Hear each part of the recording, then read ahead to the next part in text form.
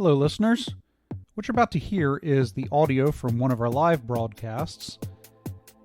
In the interest of getting these podcasts out quicker than we have been, we're going to start directly cutting the audio from our live podcasts to the podcast. What this means is that no editing has gone into this process.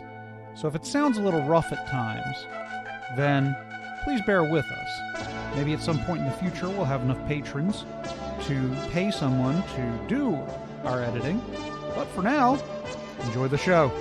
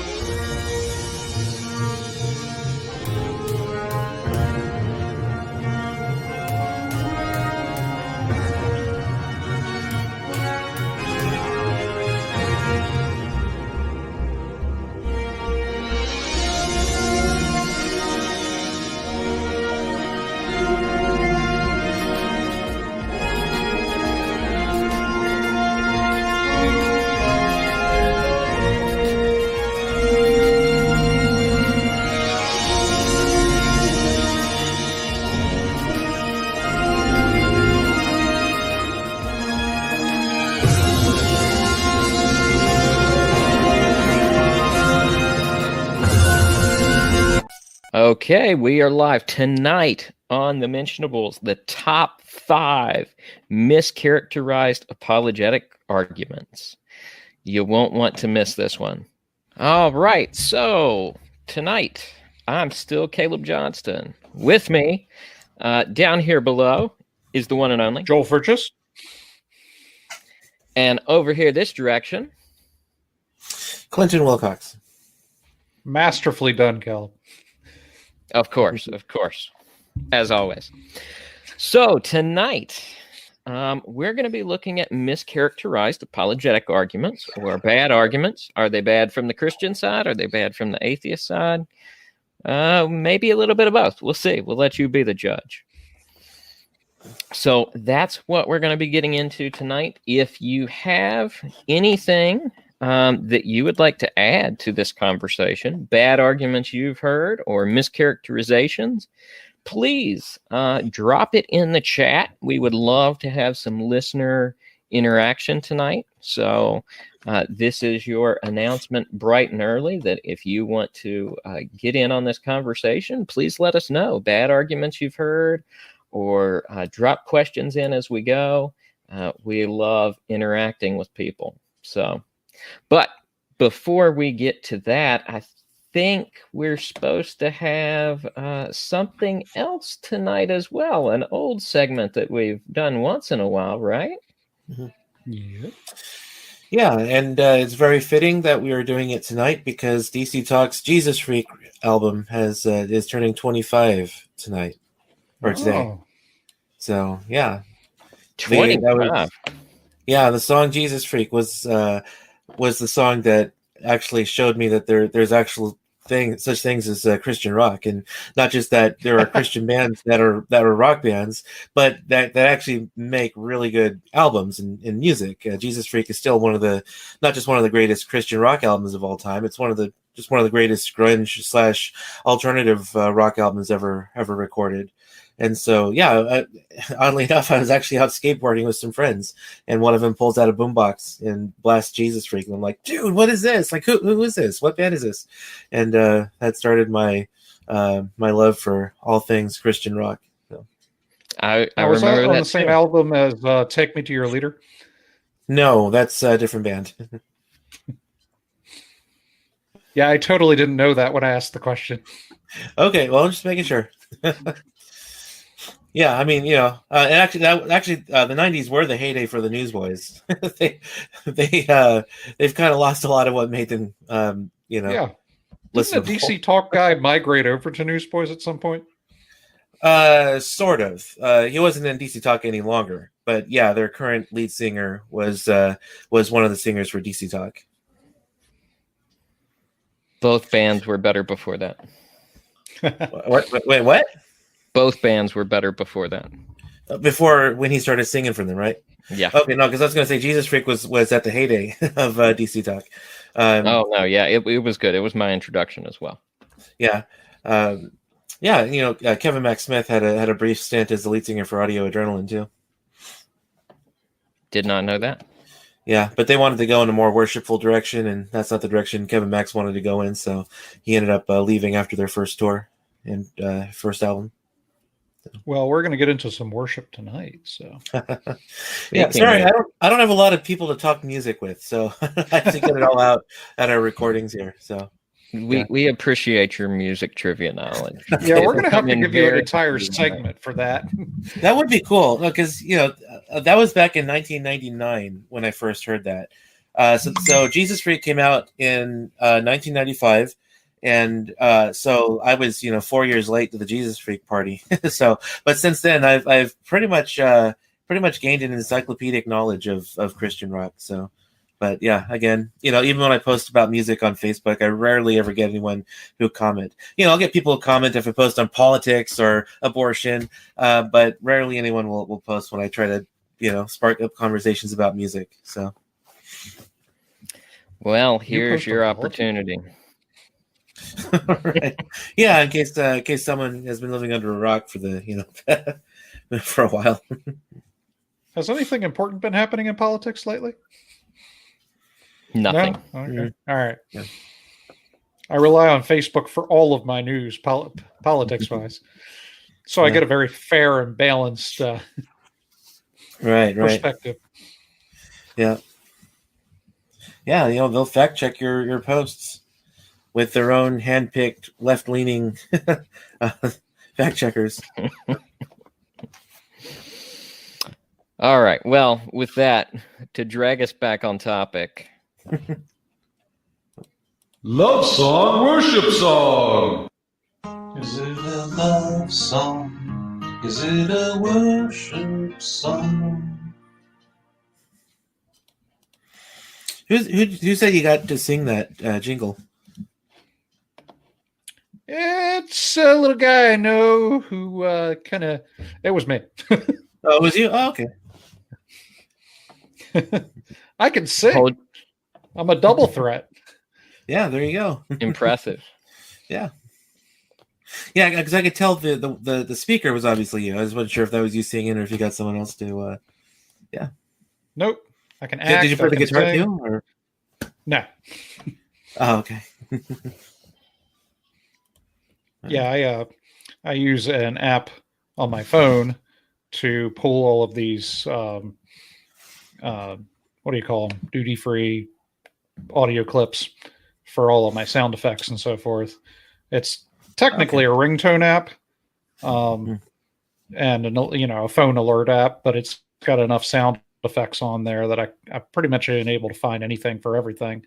And I know that they're free, that they're not under copyright because all of the copyright material gets removed from that app right away when people post it. So it's a good location to go. But yeah, I just typed in love song and looked at a notification instead of a ringtone, because a ringtone would be about 3 minutes long. A notification is going to be about 3 seconds long. And I got that little guitar riff. Okay. And that's a little behind the scenes for you. Now let's get into lyrics. All right. Everybody ready? Okay, First lyric.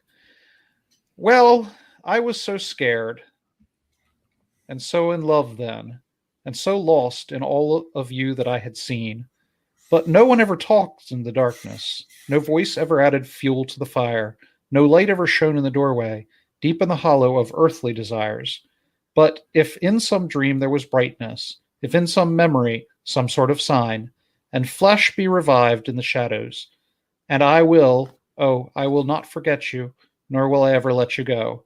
I will not forget you. I'm going to dive right in and say I think some of the language there may have clued me in that it's a worship song. I'm going to go with worship song too, based on some of the language cluing me into. Okay. So this song was "I Will Not Forget You" by Sarah McLachlan, and that was a love song. That would be a love song. Yeah. Yeah, she's the. Wowzers. I did remove the lyric about tangled up in each other's bodies, so because I figured that would probably be a dead giveaway. Yeah, but otherwise I left it intact. Yeah, heard a lot of Sarah McLachlan on the radio back in the 90s. All right. So that was a dud for both of you. Let's see if you can revive yourselves. All right. All right. Next one. This one says, "Draw me close to you. Never let me go. I lay it all down again to hear you say that I'm your friend. You are my desire, and no one else will do, because no one else can take your place to feel the warmth of your embrace." I know this one, so I'll throw it over to Caleb. Okay. All right. I am going to go worship song here again. That is indeed a worship song. It's Draw Me Close by Kelly Carpenter. There you go. All right. Well, yeah, it's sort of a dead giveaway when Clinton knows the song. It's a high probability it's going to be a worship song. So Yeah. Well, possibly, but I know a lot of non-worship songs too. Oh. All right. So yeah, you have to, although I mean, you do have to kind of choose in my genre, though. If you pick something by Britney Spears or something, I'm probably not going to know it unless it was a huge single. But if you choose something by Poison or Warrant or something, I'll get it. So. Have I done a Britney Spears before? I'll probably have to look into that. Her songs are pretty. They're pretty obviously love songs, if you broadly define love. Right. Yeah. All right. So next one. No comment. This one says, "Your love is extravagant. Your friendship, it is intimate. I feel like moving to the rhythm of your grace. Your fragrance is intoxicating in our secret place. Your love is extravagant." I am going to go worship song on this one. Okay. I know this one too. Okay. And I didn't want to say anything because I didn't want to give it away. It is actually a worship song. I don't remember who wrote it, but I do know that Casting Crowns has recorded a version of this one. Yep. I think I've heard that Your before. love is extravagant. All right. Last one. Let's see if I can get one that Clinton doesn't know. Yeah, worship songs might be a little difficult to get one that I don't know. Because, I mean, I don't really want to say that either, because there are a lot of songwriters. And so even though I have to keep up on worship music, being a worship band leader, there's still quite a bit of stuff that I don't know. So if you go a little more, what do they call it? Sort of unknown. There's a word for it. Obscure. If you go to some more obscure, if I go with what you don't know, then I might get what you don't know. Right. Exactly. Yeah, I know that sounds like makes a lot of sense. But yeah, we should do a metal segment, whether it's Christian or secular, or Christian or satanic. Well, there you go. There you go. Okay, so last one. This one says, "I see the love deep in your eyes. You let the love grow in my mind. In the morning sun, I see your face. I can feel your love and your embrace. I felt your love right from the start. It has to last from falling apart. In the morning sun, I see your face. I can feel the love of your embrace. Long way to love. Long way to love." I will dive right in and go love song on this one. Yeah, this doesn't sound familiar. So I'm going to go with love song. Okay, that song was "Long Way to Love" by Brittany Fox, and it is indeed a love song. Okay. Yeah, see, I've never heard of Brittany Fox. So, you both got one wrong, and you both got one right, and I don't know. The other two Clinton knew, so... Right, yeah. Technically, we're tied. One of these days, we'll get some audience participation. You know, Yeah. there's one person out there somewhere who's probably kept track of all of these and actually knows the correct scoring. Could be. Yeah. Caleb had mentioned, that you're watching the videos from Mike Winger, and some of the stuff that Mike's been talking about, will probably help to increase viewership on the live, because I know we get people listening after the fact, but it might help increase viewership for the live recordings also. So, see how it works out. Hey, yeah, We we're can gonna help. do that. I'll get to do my annual Christmas love song worship song. Do we do a? Do you have a Christmas version of that? Yes, there is a Christmas version. In the past, I've done the Actually- Hallelujah chorus, and Oh, I've done All I Want for Christmas Is You. I might have been there on that one actually. Yeah, I think you I were. don't know. Yeah, I don't remember if I was, but yeah. Or one thing we could do, which might be a little trickier, is Advent song or Christmas song. Well, there you go. Yeah. Could try to do a Hanukkah song or a Christmas song. Yeah, Bare Naked Ladies did a Hanukkah song. All right. So the topic today is mischaracterized or apologetics argument. Now, when I say a mischaracterized apologetics argument, it means that there is a standard argument that apologists will make. And then when atheists come back and say, well, apologists say X, Y, Z, they broadly mischaracterize the argument. They state it in a way that it was not intended. And, well, I mean, it's the definition of a straw man. So let's go with number one. Number one, I'll play the atheist. Christians say that whatever exists has a cause. And then they say that, the universe exists and God is the cause. Well, if anything that exists has a cause, then God has to have a cause, right? Right? Well, what created God? Bam, mic drop. That was a little bit of extra snarky atheist there. Yeah, that was friendly atheist level of snark. With There you less go. explicitives. Right? Yeah. Hey, it's a kids show. I had to tone that's it true. down. Yeah, Fair enough.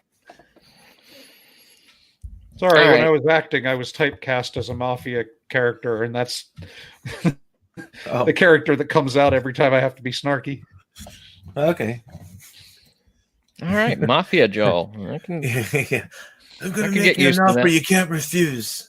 No, I was more like the snarky Italian stereotype. Wow.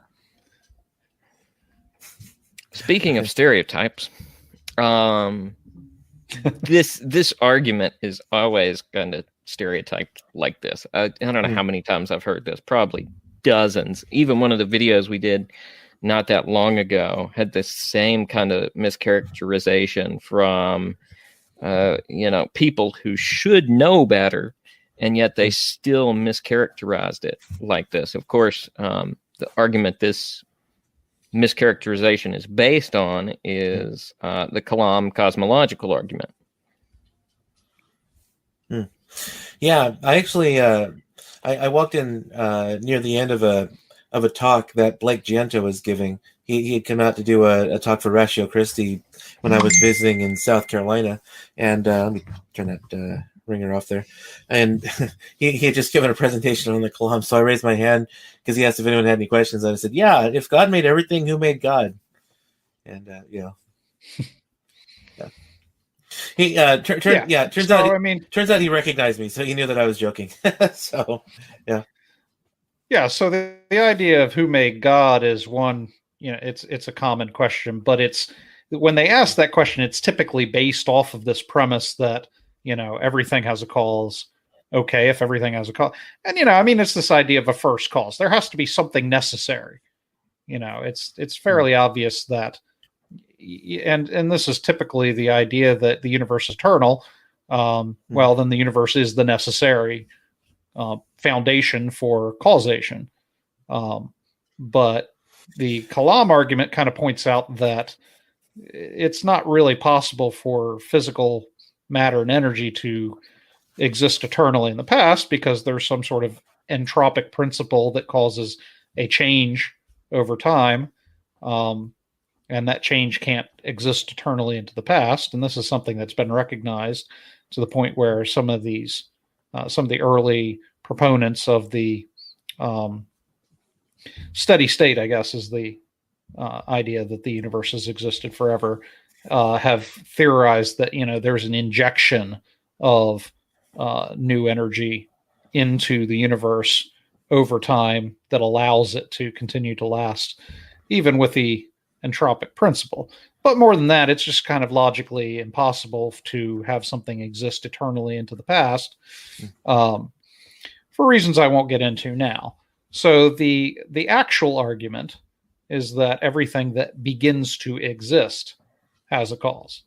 So now, I mean, if you go with a steady state theory that the universe exists eternally into the past, then obviously it didn't begin to exist, and therefore the Kalam argument doesn't have a lot of purchase. So the Kalam argument requires us to argue that there was a point at which the universe was not, and then it came into existence. And, I'm not schooled enough in the Kalam argument to make that if one of you guys wants to, but it's not whatever exists has a cause, it's whatever begins to exist has a cause. And so the idea is that God is eternal, but it escapes this whole logical impossibility of being past eternal by, pointing out that God is not within time. God isn't past eternal because God isn't subject to, the winding down of a clock, if you will.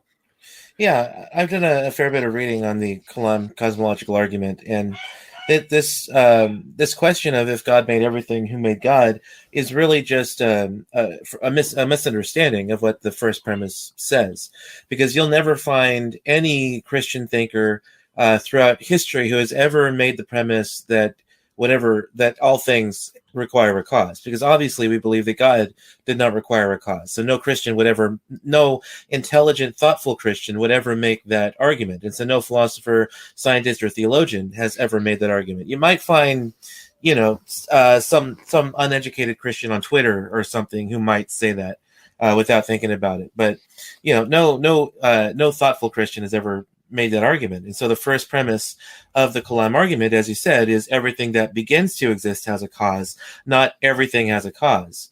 Conversely, it might also be a confusion with the Leibnizian version of the cosmological argument, which does make a claim about everything. It says everything has an explanation of its existence.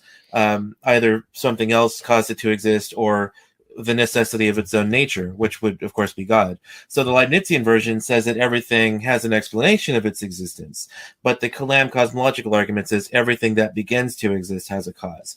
Obviously, God didn't begin to exist, so God wouldn't require a cause. Now, of course, one might say, well, what about the universe? The universe might be the forever existing thing.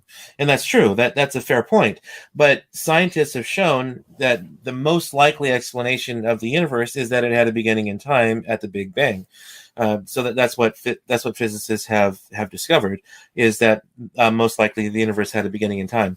So we know just scientifically the universe did not have a beginning. And so if the universe didn't have a beginning, it requires something outside of itself to explain why the universe is here. And if you posit, well, there was another universe, we exist in a multitude of universes. Well, that just pushes the problem back, a step, because you'll need to have an explanation of that universe's existence, because something that's contingent cannot cause itself to exist. That's logically impossible, because you'd have to precede your own existence. So in order to avoid an infinite regression, we must posit something that is necessary, something that didn't begin to exist, something that has always existed and either began the universe or began this chain of universes that explain each other. All right, just to so as not to have anything you said be mischaracterized, when he talked about the Leibnizian argument that everything has an explanation for its existence, that's not the same as saying everything begins to exist. That explanation might be, as Leibniz said, the necessity of its own existence. Right. In other words, the thing can be explained, not that there's an explanation for how it got here. That's not what Leibniz was saying. Right, exactly. And so the idea is that well, God good exists necessarily, and you might make the argument that the universe exists necessarily, except for the fact that, the universe had a point at which it did not exist and came into existence based on what we know of current cosmology. And you're free to argue against that using cosmology. I'm not a cosmologist. I can't give enough to support that argument, but it's generally agreed that there was a Big Bang, at which point matter and energy as we know it came into existence. And what happened before that is something of a question mark. So, well, it's actually even not so much of a question mark, because to add on to what you said just a little bit, the Big Bang theory proposits that not only did mass and energy come into existence at that point, but time. So even saying before the Big Bang is kind of a pointless question, because time as we know it in this reality began to exist then, if you will. So to even say before is almost absurd language. So I think because of that, it's one reason people mischaracterize this a lot of times. They don't understand necessarily kind of what the current scientific theory shows about the Big Bang, that this was the start of time, space, and matter. To even say that, there was a location or that there was a time kind of takes away from what the Big Bang as we kind of know it at this point actually was. I will say this to add one other thing as well. Another way I think this is often categorized as an argument coming from Christians is, well, why is there something instead of nothing? That's also a bad argument, because while the question gets to this, it can get you to the kalam. It's often just used as a question and a gotcha, I think. So the common use I've heard of that, while it's an important question, it's not an argument in itself. All right. Yep. So ultimately, if you're an atheist and you want to argue against the cosmological argument, certainly do, but at least characterize it correctly. It is not everything that exists has a cause, but rather everything that began to exist has an explanation or a cause. Yeah, otherwise Christian philosophers might make fun of you. Because I'm thinking back, because William Lane Craig did a video of 10 responses to the Kalam argument so bad he couldn't have made them up. And Ed Fazer wrote an article called "So You Think You Understand the Kalam Cosmological Argument," in which he addresses he doesn't think the Kalam argument works. But he does say that if you're going to critique an argument, you need to understand it. And if you think "who made God" is a good response to the Kalam cosmological argument, you clearly don't understand it. So yeah. All right. He's no fan of the Kalam argument either. So, but yeah. Okay. So next one. Again, I'm assuming my atheist persona. You Christians say that we can't be good without God. Well, it just so happens I'm a nice guy. Why do I need God to be good? I don't. Bam. Bada bing, bada bang, bada boom. Yeah, that's pretty much the only character I could play. Right. I mean, this one is a commonly misunderstood argument also. And, I would imagine there are probably some Christians who do say you need God to be good. Again, they're not very well read in philosophy or theology, but those would be the Christians who haven't really thought very deeply about their faith. When a philosopher makes this kind of argument, he doesn't say that you must be a Christian in order to be good, because obviously Christians can do some very bad things, and atheists can do some very good things. So it's not the case that you need God to be good. I mean, I'm a pro-life speaker and writer, and a lot of my colleagues are atheists and agnostics and pagans. So you don't need God to be good, but in order to ground objective morality, you need God, because if morality is just left up to the individual or up to society, well, then it's basically, anyone's opinion matters, because if it's up to the individual, well, my opinion is different from someone else's opinion. I like to, I think it's wrong to steal from a grocery store. Someone else might think it's morally right to steal from a grocery store. So that turns objective morality into a preference, like what kind of ice cream you like. And if it's up to the society, then again, it's not up to the individual, but it is up to majority rules. And the majorities obviously don't always agree, even from one moment to the next, because obviously in the United States we used to have slavery legal, but then our society decided to outlaw slavery in the 1860s. So even if it's left up to society, that's still that makes morality relative. It makes morality a preference. We didn't become morally better by outlawing slavery. It's just that our opinion about slavery changed, and so we outlawed it. But that wasn't any sort of moral progress in that sense. So in order for morality to be truly objective, where what's right and wrong for me is right and wrong for everybody else, there has to be somebody that exists who isn't a part of humanity, because that's what objective means. It means independent of the human mind. There has to be somebody outside of humanity who is the moral standard and has the moral right to hold those people who do commit immoral things, to hold them accountable for their actions. And so, we call it the moral law.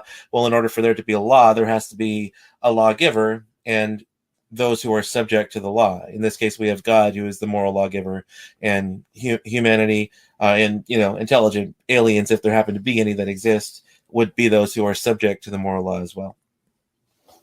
All right. So basically, the fact that you can be good, whether or not you believe in God, indicates that there is such a thing as good. And so how do we ground good? Now, you gave a couple of options. You can ground good in what is, socially beneficial.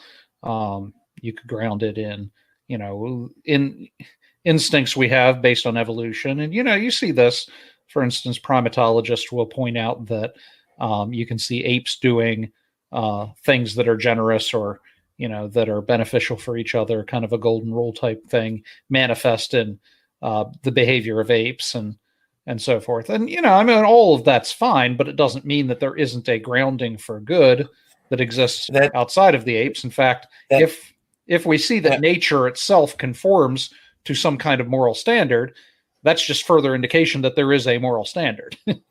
And that turns morality into monkey business. Yeah, I see what you did there. Yeah.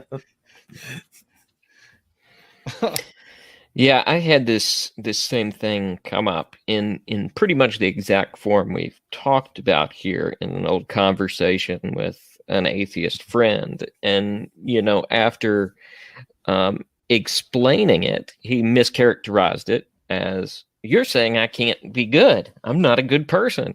No. That's not what I'm saying. I'm saying that, and this is the way I put it, and this was somebody I was very close with, so I wouldn't recommend talking this way to, somebody you don't know well, but, right. This was a friend, and I explained, well, no, you're actually being hypocritical when you're good. You're indicating you don't believe in moral values whatsoever, that there is no standard, that it's subject to one's opinion, and yet you act in a way that is as if there is a moral standard of some kind. You don't rob the register every chance you get. You don't treat other people in a way that is only indicative of your best self-interest. No, you're a caring, kind person who does things that are best for other people. You are acting as if there is a moral standard present. Even if you profess there isn't one, you're still acting that way in that regard. So, Christians get accused of being hypocrites a lot. But there's hypocrisy when you don't accept a grounding for morality, and yet you act as if morality does exist. When somebody steals your stereo and you say, "Hey, that's wrong," you're acting as if there is a moral standard. Right. Yeah, it's like C.S. Lewis wrote that someone who says morality is relative will complain if you steal their apple or cut in front of them in line.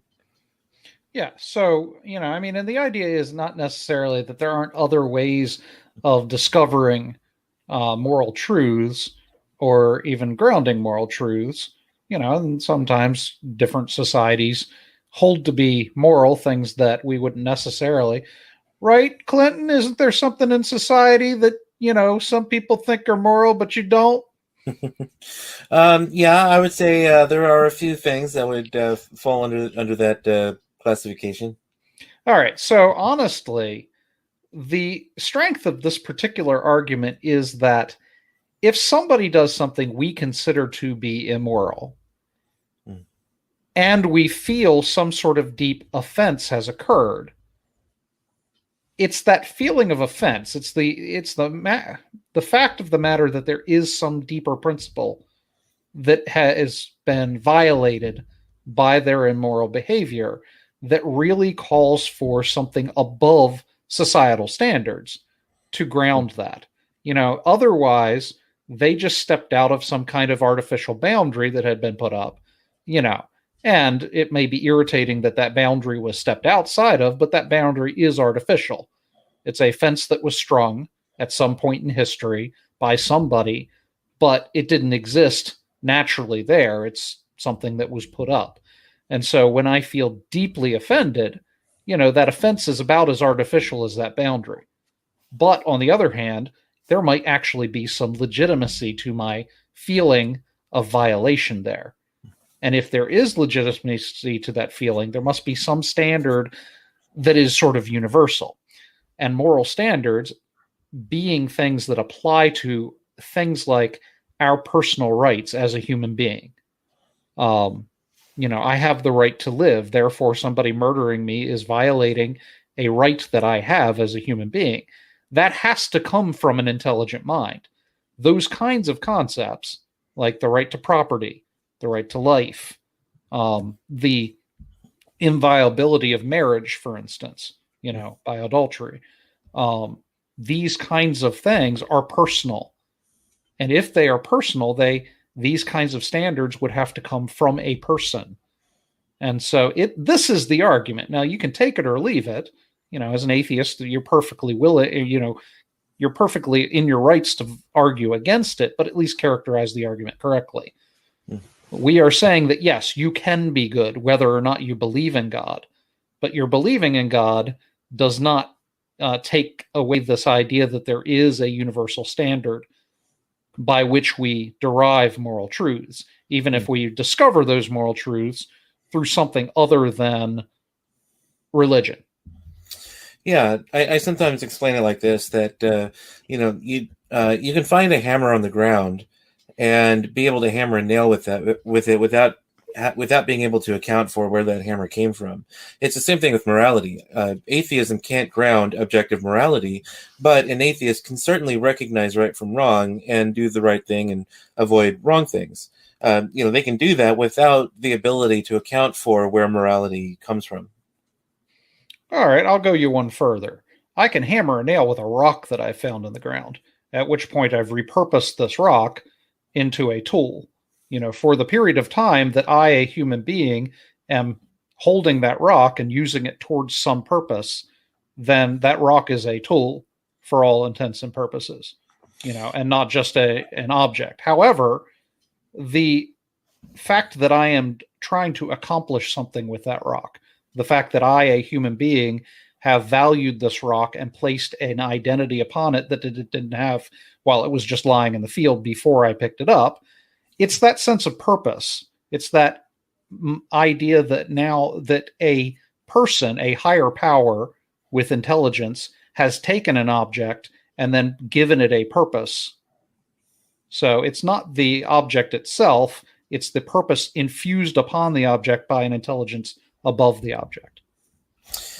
Yeah, I mean, this might just be a difference in metaphysical views here, because I would say that you're using the rock as a hammer, but the rock doesn't have the purpose of the rock is not to hammer nails with. It's it's to decorate the ground or whatever purpose a rock would have. So you're sort of using it as a hammer, but it's not really a tool in that sense, because it doesn't have the its final cause is not to hammer nails, although you can hammer nails with it.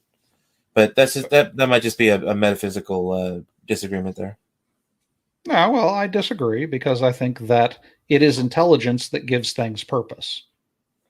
And it is a higher intelligence that values that thing, that gives it purpose. That's true, that an intelligence gives things purpose, but a thing is made for a purpose. So, an intelligent person can use, like I can use a book to hammer a nail. But the purpose of a book is not to hammer nails. The purpose of the book is to relay the information contained in the words within the book. So I'm merely using it as a hammer. It's not actually a hammer just because I'm hammering a nail with it. Okay, so tell me what the difference is between me taking wood and then grinding it down into a handle shape, and then taking metal and molting it into a mold, into a head shape, combining the wood and the head, and then using it for the purpose of hammering, versus picking up an object and using it for that purpose. The only difference is the amount of work that's been placed into the object post discovery of the object. Well, the difference is why the thing was made. Like I said, you can hammer a nail with a book, but the book wasn't made to hammer nails. It was made to relay the information in the words within. So when you construct a hammer is made to hammer nails. A rock you find on the ground wasn't made to hammer nails. You can use it to hammer nails, but that's not its ultimate purpose. It's all about why. Well, a tree wasn't made for me to create handles out of. I can use it to create a handle out of, but it wasn't made for that purpose. Right. No, I agree with that. The purpose of a tree is not to create hammers, but you can create hammers from it. So I'm not sure whether you're just adding an extra step to get to the same end.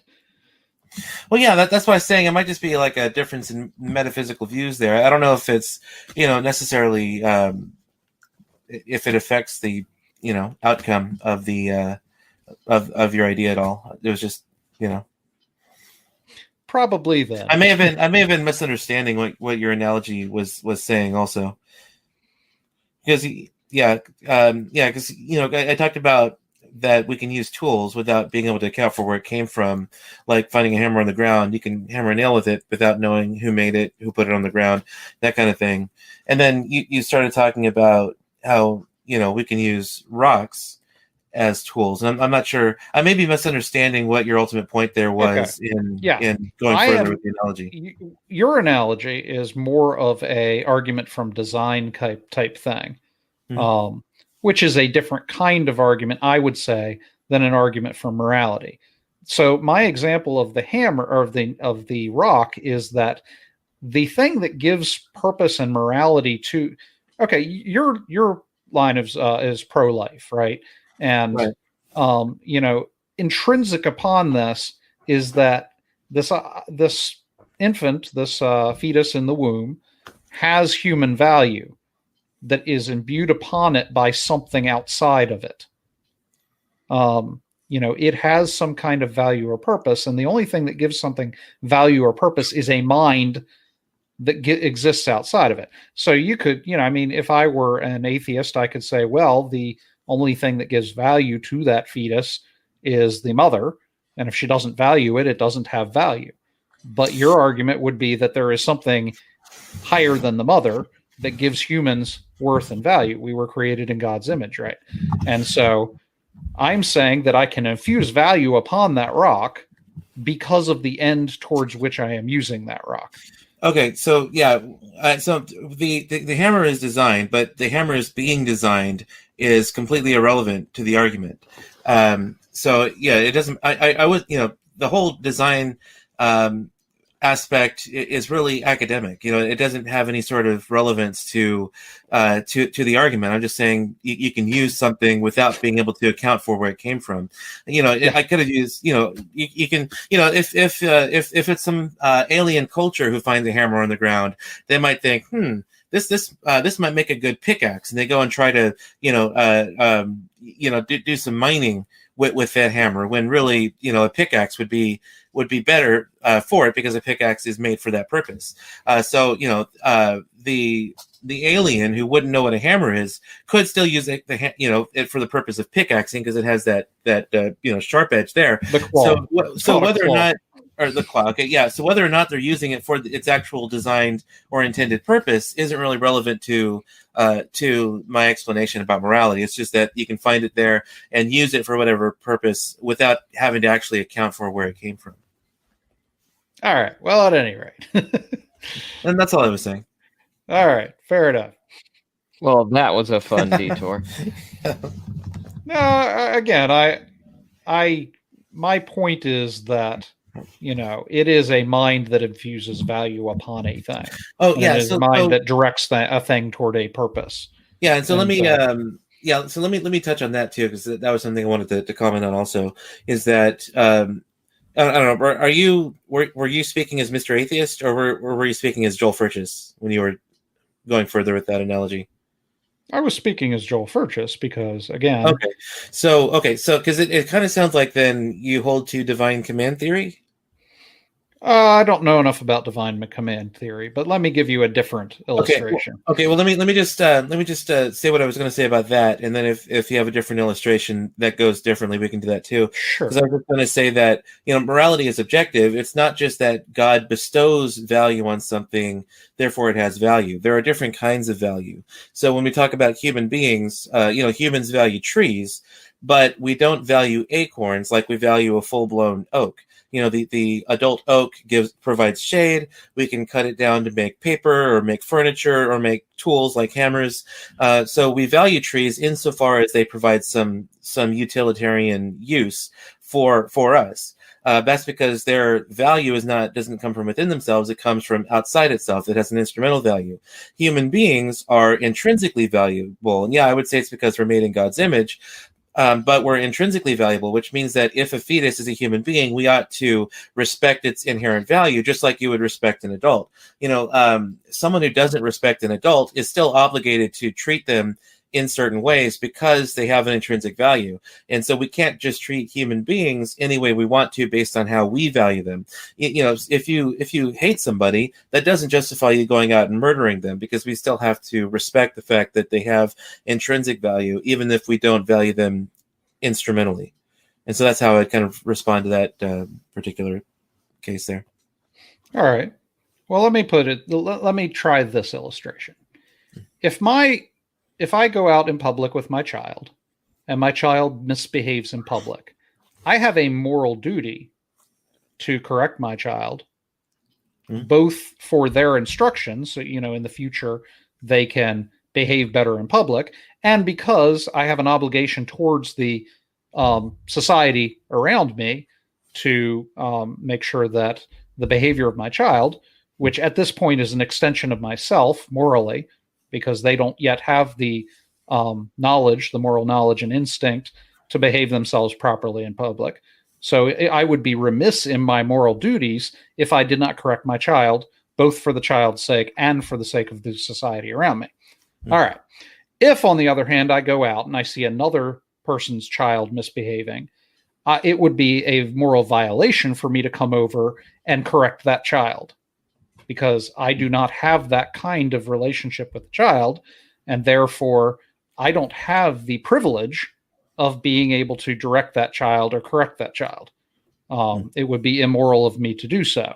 That is the province of that child's parent, whether or not they're exercising their, province, their duty to correct their child. That's their problem, not mine. So, all right, can we at least agree on that? Yeah. I think you don't have the authority over someone else's child to correct them if they're misbehaving. Correct. Well, it depends on how advanced the other person's child behavior was. If it was endangering other people, then you would have a moral obligation to engage. Sure. Yeah. Yeah. I mean, we can add qualifications to that, obviously, but Sure. yeah, I think Joel was pretty much just saying, like, if they're throwing a fit in a grocery store or something, where they're clearly misbehaving but not becoming a danger to themselves or other people. Right. All right. Now that we've established that, I also have the option of adopting children. There are children that do not currently have parents. I could adopt them, at which point my relationship with them alters the nature of my moral duty. Prior to adopting them, if they were out in the street misbehaving, I wouldn't have the moral privilege of going over and correcting them.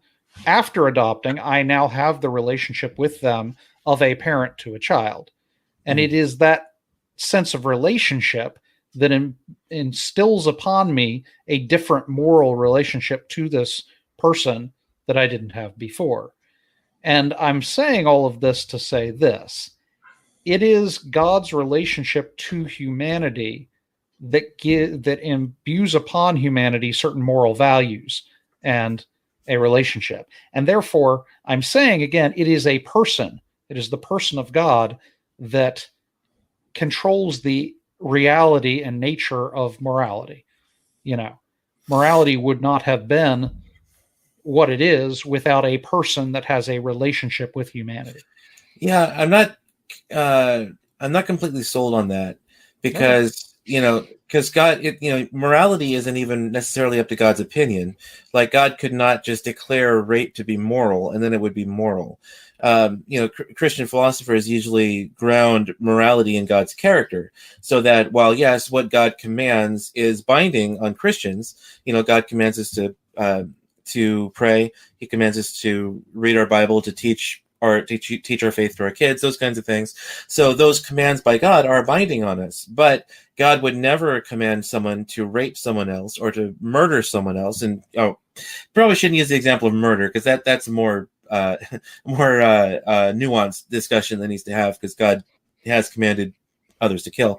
So that's a bit more nuanced. But, he wouldn't command anyone to rape or torture. In fact, we have examples in Scripture, too, where God actually said that child sacrifice never even entered in God's mind to command. So morality ultimately is grounded in God's character. And so when God created us, because he created everything, but there's something unique about us that bestows a certain kind of value in us, and that's the fact that we're made in God's image. God created the world and put mankind here to tend the world, and so we can't just treat the world, or we can't just treat animals any way that we want to treat them, but they clearly don't have the same kind of value that we have. And I don't think that's because of any sort of proclamation God ever made. I think it's just the fact that we were made in God's image is what makes humans uniquely valuable over animals and the environment. Okay, so I think you're misunderstanding my argument. At no point in my argument did I say it was willed upon the child or the adult, the parent, that they should do one thing or another. I said it's in the nature of the relationship. It's inherent to the relationship. It isn't a choice that the child makes or that the parent makes. It's an obligation that is instilled upon them by the nature of their relationship. In other words, It's built into the nature. Similar to what you're saying, morality is within the nature of God. I, as a parent, could choose to do something wrong to my child or with my child, and it would be wrong. Okay, so how does this differ from my analogy of using the tool? Because I think I'm still not clear on how this differs from that analogy. Well, I mean, it differs because everything you said, I agree with. I think, the nature of our relationship can bestow certain obligations that we have toward others. Right. And what I was saying, I use the idea of adoption because we can enter into that relationship. But once the relationship is established, that moral nature is established. And I'm saying that, I, as a human being with a mind, can adopt a particular relationship with a physical object, in which point I've imbued a certain kind of value and purpose on it that now changes the nature of my relationship with that object. And again, I use the idea of a rock versus a hammer. But I would ultimately say that there's not a lot of difference between a rock and a hammer beyond the amount of work that I put into the hammer. Well, no, but I'm you're using also, both of, yeah. yeah, I mean, you're also not obligated to treat a hammer in a certain way, though, because hammers are not moral agents. You are obligated to treat children and other human beings in certain ways. So, you're not doing anything wrong by using a rock as a hammer, even though that's not its ultimate purpose. So, yeah, I don't know. I'm still kind of confused. I'm not sure what, Well, I think you're touching somewhat on this relational aspect that Joel's talking about as well, Clinton, because if people are embodied with the same characteristic of God from being made in his image, then we have a relational interaction with each other in that sense as well that we wouldn't be able to have with another species. So I guess I'm falling on the side that both of these points are probably a little bit closer together than we've kind of touched on. I see where you're coming from. I see where Joel's coming from. And I think they're probably a little more integrated than we're getting at here. Yeah, I mean that could be the case because I'm not, I mean basically all of what Joel said so far are things that I agree with. I'm just not sure because he said he wants to take the analogy further, and I'm still just not clear on how what that changes in my analogy, other than because it seems like we may just have like a slight metaphysical difference of view here metaphysically in what makes something what it is, in that because I would say because I'm referring here to Aristotle's four causes, that you have the material cause, the formal cause, the final cause, and the efficient cause. And the final cause of a thing is what the end toward which it is directed. And so a hammer, while it can be used for other things, like you could use the claw of the hammer to pick your teeth, that's really not its purpose. The hammer was designed for hammering nails, and the claw in the back was designed to help pull them up if you hammer it in crooked. So you could use it for other purposes, but that's not ultimately what the hammer is for. And the guy who designed the hammer doesn't care what you use it for. He just cares if you pay him money for it. Once you buy the hammer, you can use it for whatever you want because it's just a hammer. It's just a tool. You can misuse it. And there wouldn't necessarily be anything wrong with using it for a purpose other than it's intended, because it's just a tool. And so so I'm not sure. I guess I'm still not clear on how, because Joel is talking more about like what your relationship is to the tool. I'm just talking about more like what the tool was made for. And so I'm not clear on what, I guess, I'm not seeing more than the metaphysical difference of opinion there. I'm not seeing what Joel's changing of my analogy is doing for the actual analogy itself. That's still what I'm kind of not clear on. All right. Well, again, the hammer is a tool for hammering nails by, for the person who designed it to do that, and now other people can use it for that, the purpose by which it was designed by the original designer, or they could use it for other things as well, at which point, it's not a moral violation of its nature to use it as a pickaxe or a tooth cleaner, but its nature is determined by the mind that gave it that nature. Now each of us has a mind. We can give it a different nature, but what we're saying in terms of morality is that our nature is imbued upon us by a mind that exists above us. Mm-hmm. Okay, and so I disagree with you. I don't think we can change a thing's nature just by declaring that we do. Because if you use a hammer, for example, as a pickaxe, you haven't changed the hammer's nature. It still has the nature of, or the final cause, or I guess the formal cause would be what its nature is. Its formal cause, doesn't change based on what you use it for. So you can use it to, you can use it to, dip it in paint and use it to paint with, but that doesn't change its nature of being a tool constructed to hammer nails. All right. Well, so that might be where our disagreement is. Yeah, let's leave that there because we've been running for an hour yet, and we've gotten two arguments in. Okay. All right. So I said 5 arguments. I'll go ahead and give you the. I was thinking of editing it down just for time's sake, but Okay. how Well, about we'll this see one? how many we can get through here. Okay, well, let's sum that up for the listeners real quick. Essentially, again,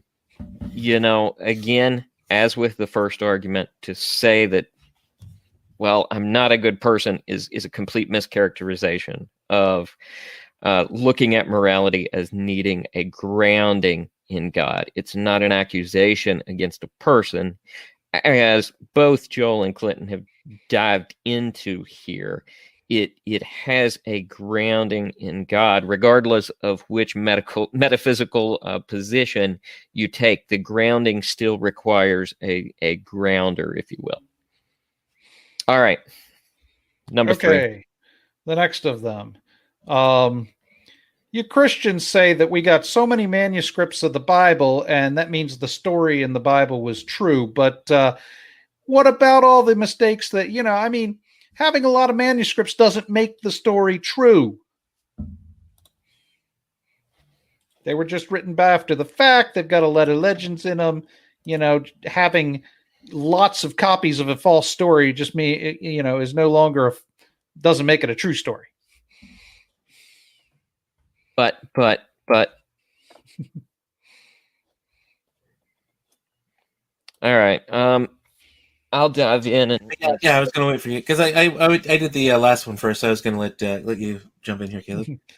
Okay, so again, we're dealing with another misrepresentation of things here.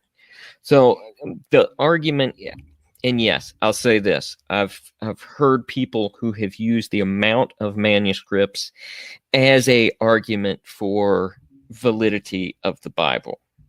Never quite in those terms, though. So we need to break it down and look at what we mean by these things. So, what do we mean by validity? We're looking at the accuracy of how close our current copy relates to whatever the original was. We don't have an original. We have copies. We have a lot of copies. That's what our manuscripts are. Our codexes are collection of copies. So we don't have the original. But by validity, we're trying to find out how close it is to the original. The amount of manuscripts allows us to look at and see what kind of accuracy we're looking back, and gives us an idea of how close our current Bible, the Gospels, for example, how close they are to what was originally written. And one way this is done is by comparing all those copies. If you have, I recently watched a talk by Mike Wallace on exactly this topic. You can say John Loves Mary in thousands of different ways. The word order can be changed in more ways than we can count, and that's not counting if you're using different languages with this. It goes out to a massive amount of ways of being able to say that simple statement. And what you have in the copies, the manuscripts we have of, I'll just use the New Testament here for sake of example, because usually when this is talked about, it's in regards to the New Testament, because we have a massive amount of copies compared to any other ancient work. Those copies allow us to see what kind of errors people made. They allow us to see how people wrote these things down differently. And more than 98% of those errors and differences in our manuscripts come down to simple things such as misspellings, mispunctuation, changes in word order, those simple things that don't necessarily change the meaning in any significant way. That's what most of our copies show us. And with that, because if we had 2 copies and one said John Loves Mary and one said John Loves Bob, then we have a significant contradiction there. Was it John? Was it Bob? We don't know. But Ooh, drama. but if 99% of those copies say Mary loved John, or John loved Mary, or Mary loves John, and has some minor differences in terms of how it's saying something very, very similar, then we're going to be able to ascertain that John really did love Mary, or at least everybody thought she did. Or loves Mary, John did. Yeah, loves Mary, John did. That's if Yoda wrote the manuscript. So the point is, the number of copies does not mean it's true, but the number of copies we have, all these manuscripts, do help us see how accurate the current rendition we have is. And we can break it down even to look at which issues are significant and which ones aren't. And in reality, only a very, very small percentage of any of the discrepancies within our New Testament manuscript make any significant difference. And even those, the passages that are highly contested, don't change a single core Christian doctrine. So what we have is a massive amount of copies, not to mention the massive amount of quotations by early church fathers in the first 200-300 years of the church, where they're quoting these scriptures. We could reconstruct a lot of the Bible from that. But with all these, what it does give us is, okay, we have a lot of people saying the exact same thing in copies that spread all over the ancient world. And they're all saying most of them are saying exactly the same thing. Minor spelling differences, minor punctuation issues. If you read my copy written down, I was homeschooled, so it's going to have all kinds of problems with it. But still, most of these copies are all consistent in terms of what they say. And because of that, if the errors are different in each one, we can better reconstruct what the original said, thanks to the fact that we have a large number of copies. With one copy, we just don't know. With 15 copies, we can pretty accurately reconstruct what the original statement was. It's often compared to the game of telephone, where you whisper it to one person, and by the end of the line, it says something completely different. But if you whisper it to 1,500 people, and you have them each write it down, at the end of the day, if you looked at all those statements written down, you're going to be able to get really, really close to exactly what was said originally, because people are going to have different mistakes they make. And because of that, you're going to have a better representation of the original than if it were one copy that had been passed down through history you had to trust or follow. Yeah, so I mean, the number of copies is only one part of a much larger case that's being made. Ultimately, what we're trying to discover is whether or not Jesus rose from the dead. And in order to discover that, we have to find out what people were saying about it at the time. And so we need to get an idea of what the original documents had to say. And having a lot of copies gives us high confidence that what we have is very close to what the original document said. Now, that doesn't jump straight to Jesus rose from the dead. It just gives us a piece that's necessary to make that case.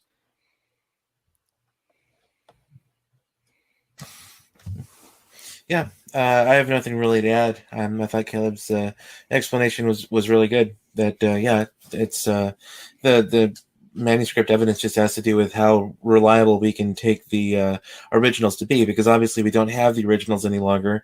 So the more manuscripts we have, and the earlier the manuscripts we have are, make it more make the originals more trustworthy, that we can know what the originals said. Because if there haven't been any significant changes down through the years and centuries, then we can be reasonably confident that we have a Bible that is, pretty close to what they had originally.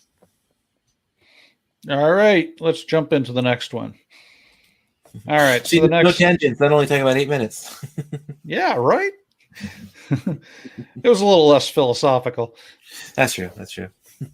All right, so you Christians try to sell me on the idea that, well, because the disciples chose to be martyred, somehow this means that they sincerely believed, therefore it was true. Well, I'll tell you what, there's lots of jihadists that choose to be martyred all the time because they sincerely believe. Does that make you think that Islam is true? No, people can sincerely believe something and die for it and be wrong about it. All right, I'm beginning to think we need a whole episode with Joel doing this voice. Yeah, actually, I was going to say it looks kind of like a Godzilla film because his mouth was still moving after he'd already finished. But I'll go ahead and jump in on this one here. That the argument is that there were a lot of early Christians who died for their faith as martyrs, and today we have a lot of Muslims who will die for their faith. And throughout the years in the Salem witch trials, we had witches who were killed, and people will die for their faith if they believe it strongly enough. But the difference here is that people might die for a faith which is false, but they believe it's true. No one will die for something they know to be false. And the early disciples were the ones who actually witnessed Christ's resurrection. In fact, according to Paul, there were over 500 still alive who witnessed Christ's resurrection. And so these people who witnessed Christ's resurrection, when faced with a pretty gruesome death, if they didn't recant their faith, still wouldn't recant and died. And as far as I know, not a single one ever recanted of the original eyewitnesses that we know were martyred. So the difference here is that we're talking about the disciples who had eyewitness knowledge of Christ's death, and so they're dying for something they knew was true. Whereas no one would die if what they actually believed they knew to be false.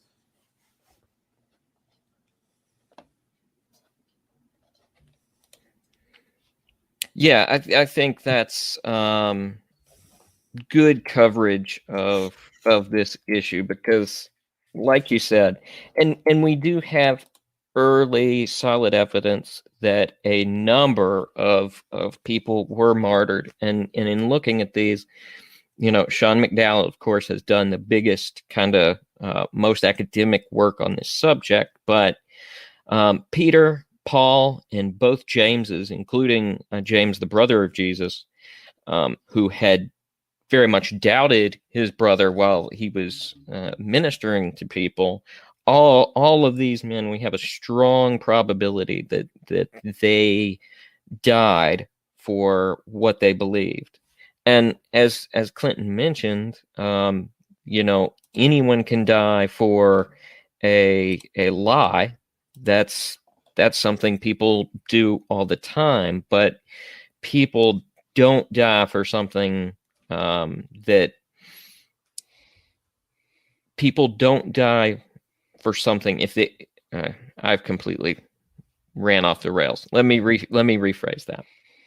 So when looking at the early church and reading the early church fathers, we find that there's strong evidence that Christians were given a chance to recant prior to martyrdom, because, of course, that helps the Roman cause of squashing this uprising.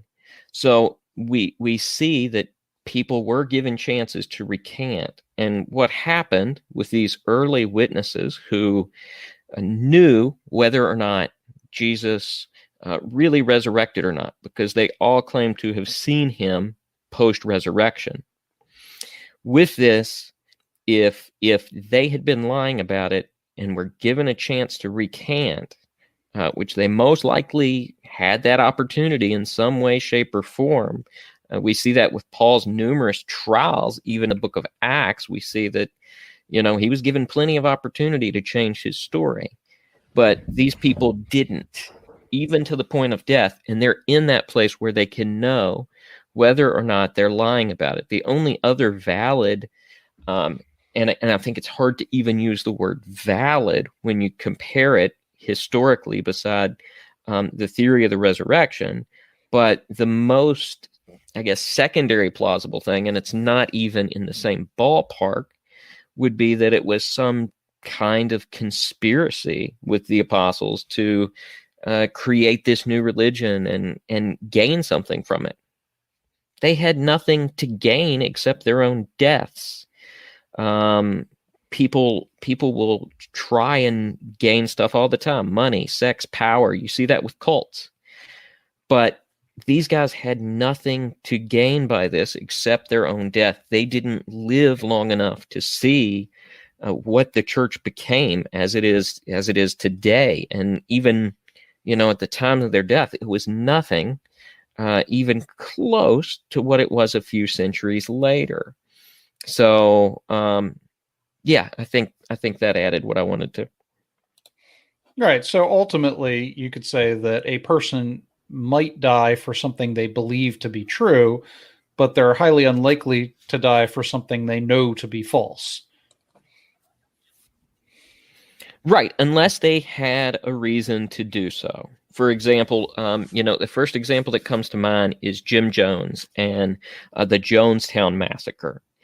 None of these people that died for the cult, could know that this was something false they were dying for. They thought, this is the end. We need to all off ourselves at this point. It's the best thing.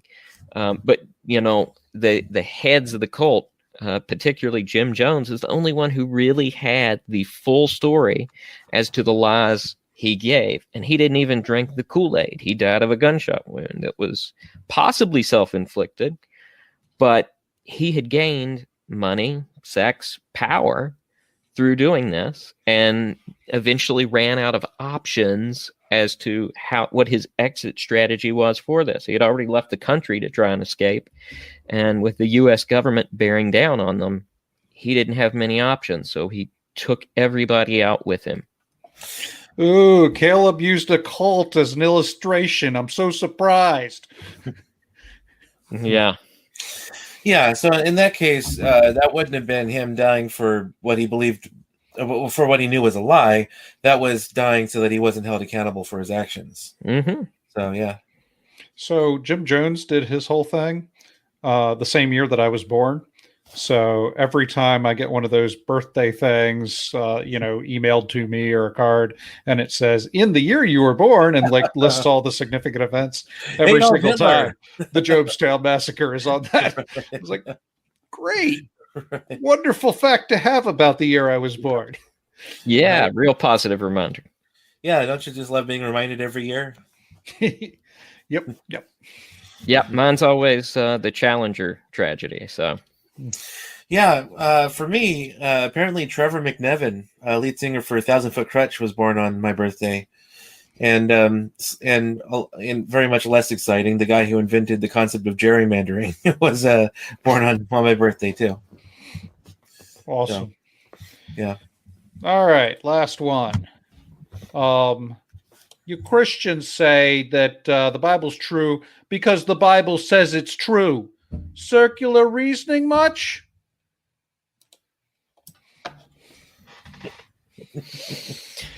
Oh, it's cracking me up more each time I hear that. Last time, fellas. All right. Yeah, so... So the criticism. Sorry, I've lost my train of thought. There it is. Wait. Okay. So the criticism was, we believe the Bible is true, therefore God exists. No, the Bible's true because it says it's true. Oh, okay. The Bible says, yeah. How do we know the Bible's true? Because the Bible says it's true. Okay, therefore it's true. Well, I mean, it's not circular reasoning if you take the approach that we believe in God and God cannot lie. God inspired the scriptures, so therefore the Bible is true. But then of course you have to prove that God exists, and that's a whole different discussion too. So you And could prove go that that. the scripture is God inspired. Well, right. So that, yeah. So you could go that route, because you can give arguments for God's existence and that God inspired the Christian scriptures. But another way to go is just to show that there are reasons to suspect or to believe that the scriptures actually are. Well, yeah. So I think that would probably be how you would have to go, because obviously just saying the Bible is true because the Bible says it's true would be circular reasoning. That's not really what we say, but we could show that God exists, and then we could show that there are good independent reasons for believing that Scripture is divinely inspired. Even if not by Yahweh, the Christian God, we can show that. Although it'd be kind of hard to deny that, because it's a book that talks about and reveals things about Yahweh, the Christian God. So it'd be kind of hard, not to make the case that it wouldn't have been inspired by Yahweh. But we have independent reasons for thinking that the scriptures are reliable and possibly divinely inspired. There's the argument from fulfilled prophecy in the Old Testament, for example. Some argue that all the books of the Bible, 66 or more if you're Catholic, all speak with surprising unity. They're uniform in Consistency. the things that consistent, right, in the things that they teach about God. Which would be very, very difficult on any other topic to do. Because the scriptures have been written over the course of 3,000 or 4,000 years from people in many different walks of life. You had kings, you had prophets, you had fishermen from Galilee, all sorts of different people, all speaking uniformly on this topic. So there's that consistency down through the ages as far as the scriptures are concerned. Then you have things like undesigned coincidences in the Gospels, which help their historical reliability. You have the fact that no archaeological discovery has ever controverted a biblical fact, but has always given us evidence for biblical accounts. And every time someone thinks something didn't happen or didn't exist because there's no evidence for it, evidence has always been uncovered. The existence of the Hittites is one such example. The Bible speaks of the Hittites, and for the longest time, archaeologists thought that there were no such people. And then suddenly in the early 20th century, they actually started discovering evidence of the Hittite people. So, there are a number of different reasons we can use to show why we would think that the Bible is divinely inspired. But most importantly is we have evidence that God exists.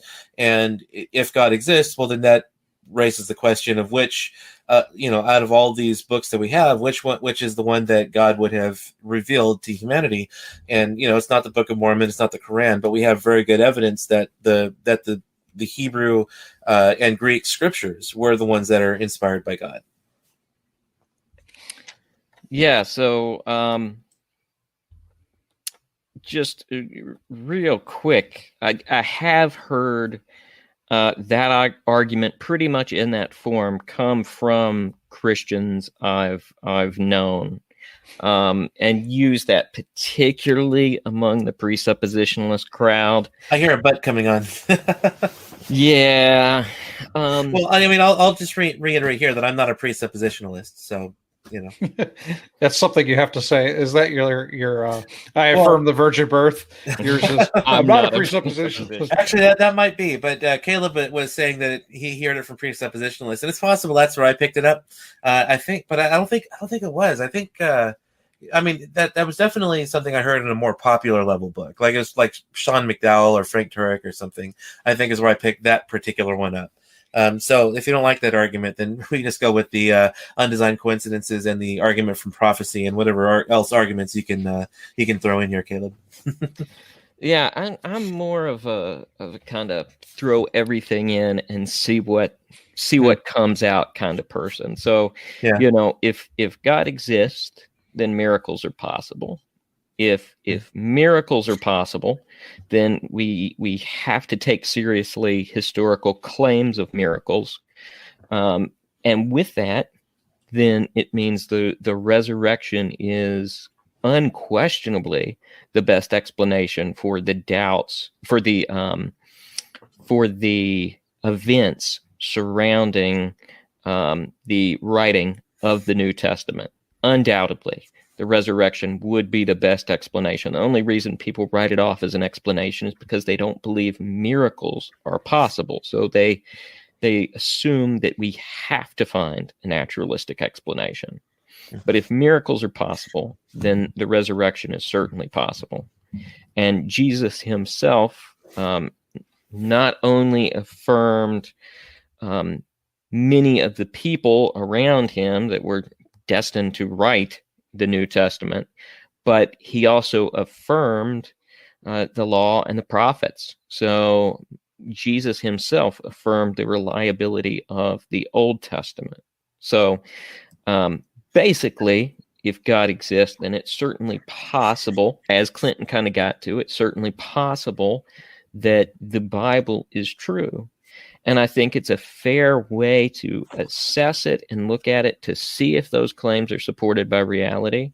And I think when other religions make claims that are similar, we also have to consider those. I'm deeply going into a study right now with some missionaries on the Book of Mormon, and I'm giving it the same kind of study that I've given the Bible in the past to see if it holds up to the scrutiny. As Clinton already mentioned, the Book of Mormon, it doesn't exactly do that. I won't go into all those details tonight, though. Yeah, so, I mean, if the argument was something like me coming up to you and saying, God spoke to me, and he said to give me your next paycheck. And you were to ask me, well, what's your evidence? Yeah. Well, thank you. What's your evidence that God spoke to you? And I were to say something like, well, God spoke to me and said that, he spoke to me. God told me to tell you that he spoke to me. That's my evidence. Something like that. Then, yeah, I mean, that would be a relatively poor argument. But if you're going to make the argument that the Bible is self-verifying, you at least have to take into account that the Bible isn't one monolithic book with one author. The Bible is a collection of many books written by many authors across 1,000 years or so. So there is a little more to it than just a single book that's self-verifying. You're looking at a collection of books. So it's not unlike me publishing a book on some sort of research, let's say child rearing. And, the main premise of the book is that it's better to reward children for good behavior than to simply punish them for bad behavior, or something like that. So here we have a premise for the book, and you would say, well, why is that premise true? I could say, well, the book says it's true. That would be a bad argument. But if the book contained multiple different research papers from multiple different authors, each giving their own evidence to verify the other authors, then there'd be a better case for the premise of the book, because you've got a number of different authors that are supporting one another with different studies. And that's closer to what you have in the Bible than just a single book by a single author saying, hey, I'm right because I said I'm right. And so, one of the good examples of how this is helpful is the Gospels. So we're really interested in the question of, did Jesus in fact exist and do the things the Bible said he did? It helps that we have 4 books that support one another in this claim.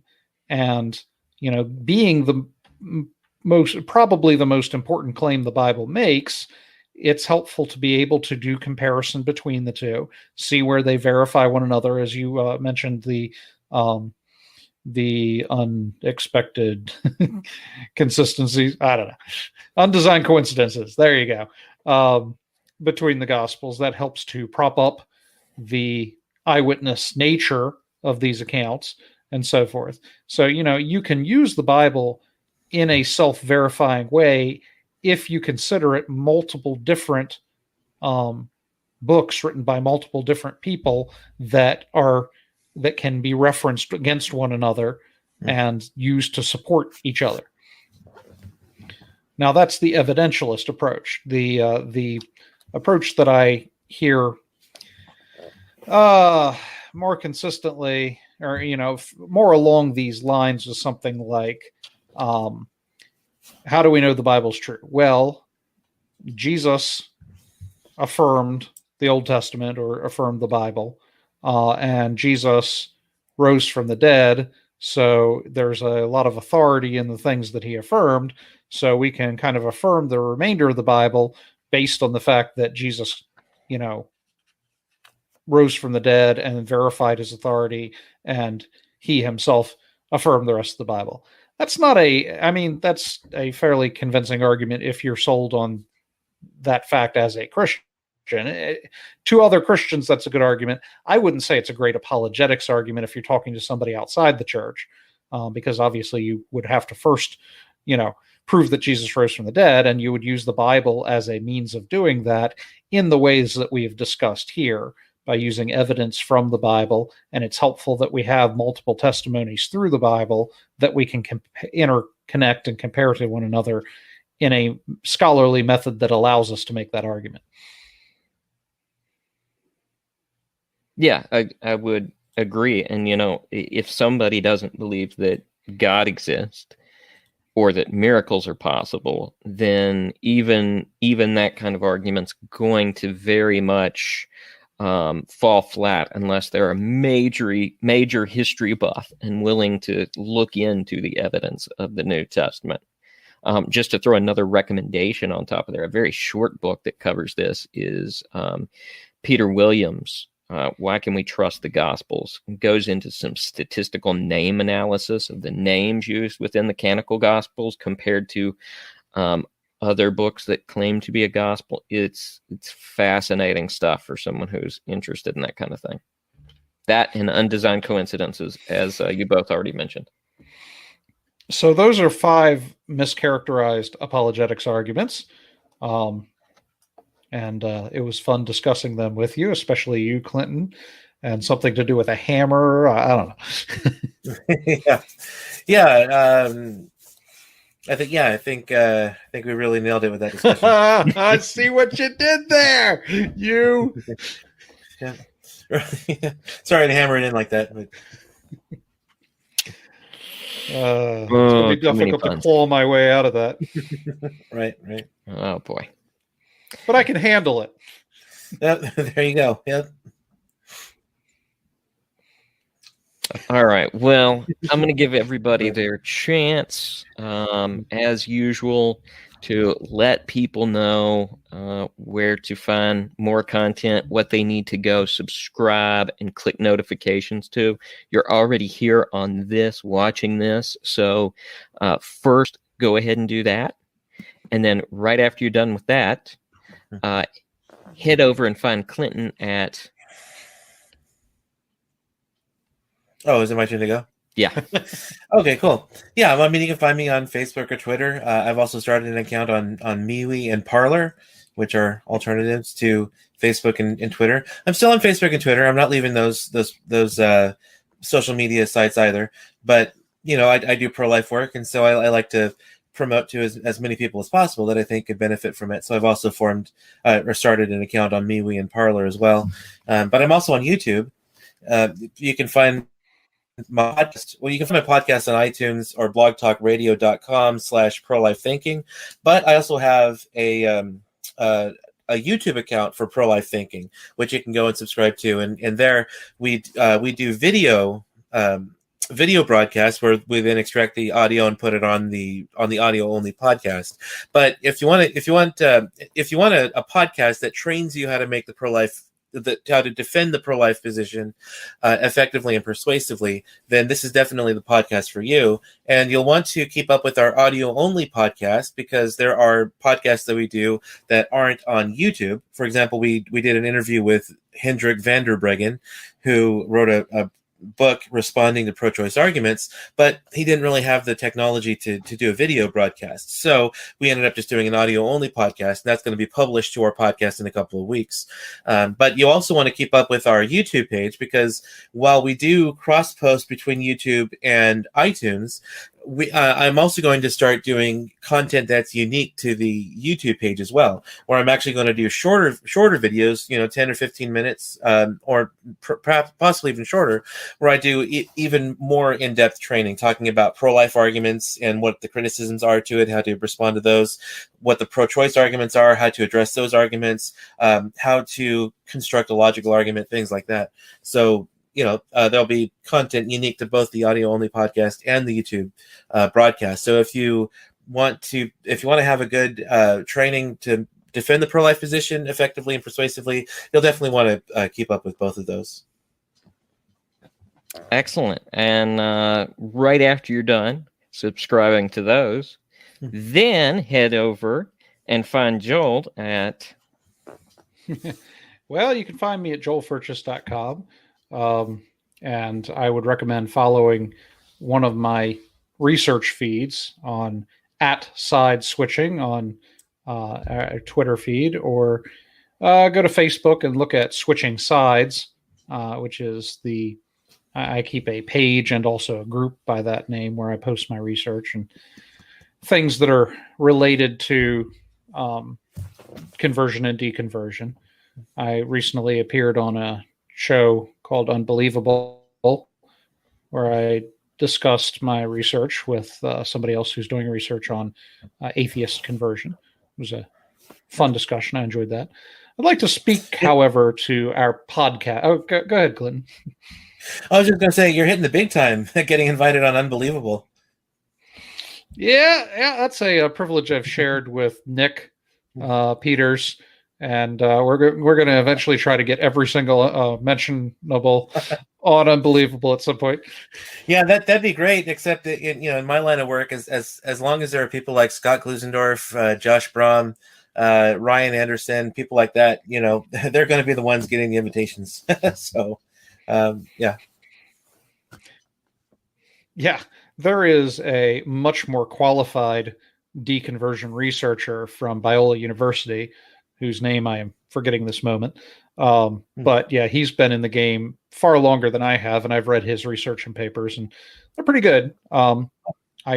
His model of deconversion focuses on one of the 5 stages that from my model, because my model is more focused on how do we get to the point where they're actively deconverting, and less on the dissecting the period of questioning and doubt that leads to deconversion. And that's what he kind of focuses on his work. So I don't think my work and his work contradict one another. They complement one another, I believe. But I'm sure he'd be jealous finding out that he, a professor at Biola University, who's put most of his academic career into this study and actually done, the study with academic resources available to him as a researcher, right, was upstaged by a guy who wrote a blog one time. Right. My research goes a little bit further than that blog, but I go with what I got. Anyways, so that's that. I'd like to speak to the Mentionables podcast listeners for a moment here. Those of you who listen to the show exclusively through podcast. It takes a while to edit these video shows over to podcast format, and so I have to apologize for how seldom we're getting podcasts out these days.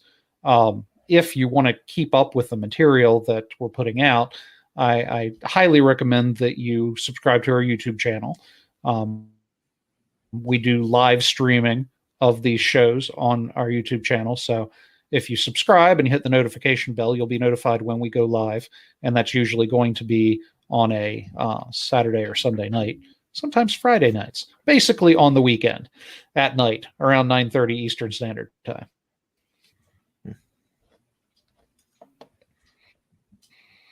Yeah. All right. Excellent. Yeah. As Joel said, please subscribe, hit notifications. I also help host over on the Question Christianity channel. So if you're not satisfied with enough content here, then, subscribe to all these places. And, there should be something coming out on a really regular basis for you if you're subscribed in all those spots. So that's all I got, guys. All right. All That's all right. she wrote. All right. Y'all have a good night. Hope all our listeners do. Please provide questions, comments, feedback. And if you subscribe and get those notifications, then next time we're live, you can be here watching in the live chat and participate in the conversation. So have a great night.